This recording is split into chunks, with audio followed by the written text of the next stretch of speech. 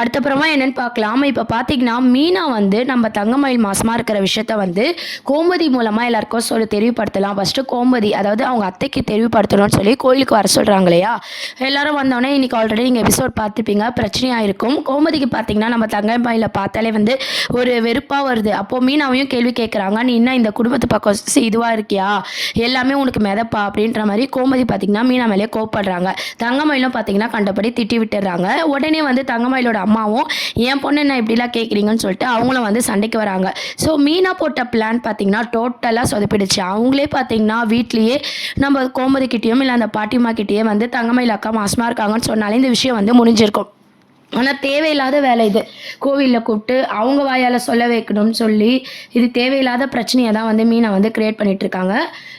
இப்போது கோமதி வந்து கோவமாக வீட்டுக்கு போனதும் வந்து பார்த்திங்கன்னா எல்லாருக்கிட்டே இதை சொல்லும்போது எல்லாருமே பார்த்திங்கன்னா மீனாக்கு தான் வந்து அட்வைஸ் பண்ண போகிறாங்க. நீ இன்னும் பேச்சுவார்த்தையிலோட தான் இருக்கியான்ட்டு. திருப்பியும் மீனா பார்த்திங்கன்னா இதெல்லாம் சொல்லலான்னு சொல்லி வாய் எடுக்கும் போதும் வேண்டாம், தங்கமயில் அக்கா தான் சொல்ல வேணான்னு சொன்னாங்களே அப்படின்ற மாதிரி அவங்க அப்படியே ஸ்டாப் ஆகிட போகிறாங்க. இந்த பக்கம் பார்த்திங்கன்னா இவர் வந்து லஞ்சம் வாங்கிட்டே இருக்கார் இல்லையா? அப்போ வந்து செந்தில் வந்து லஞ்சம் வாங்குறதுனால என்ன ஆக போகுது அப்படின்னு பார்த்தீங்கன்னா அவர் பயந்துக்கிட்டே இருக்காரு. அதுக்கப்புறம் வந்து அவருக்கே அது பழகி சகஜமாக ஆக போகுது. இன்னும் ஒரு 2-3 கேஸ் இது பண்ண பிறகு நம்ம செந்தில் அரெஸ்ட் பண்ணுற மாதிரி காட்ட போகிறாங்க. அப்படிதான் வந்து கதையை மூவ் பண்ண போகிறாங்க. இது கேட்ட மூர்த்திக்கு வந்து ரொம்பவே கஷ்டமாக இருக்க போகுது. என்ன நம்ம ஒரு பையனோட வாழ்க்கையும் போயிடுச்சு, இன்னொரு பையன் வந்து ஒழுக்கமா இல்லையே அப்படின்னு சொல்லி அவர் ஒரு பக்கம் ஃபீல் பண்ண போகிறாரு.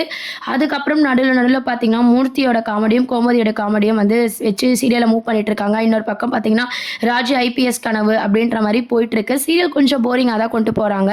ஏன்னு பார்த்தீங்கன்னா தங்கமயில் மாசமாக இருக்கிறத ஸ்ட்ரைட்டாக சொல்லாமல் இழுன்னு இழுத்து ரொம்ப ரொம்ப போரிங்காக வந்து பாண்டியன் ஸ்டோர் வந்து இப்போ மூவ் பண்ணிட்டு இருக்காங்க. பாண்டியன் ஸ்டோர் 1க்கும் இப்போ பாண்டியன் ஸ்டோருக்கும் வந்து ஆல்ரெடி நிறைய பேருக்கு வந்து வித்தியாசம் வந்து தெரிஞ்சிருக்கும்.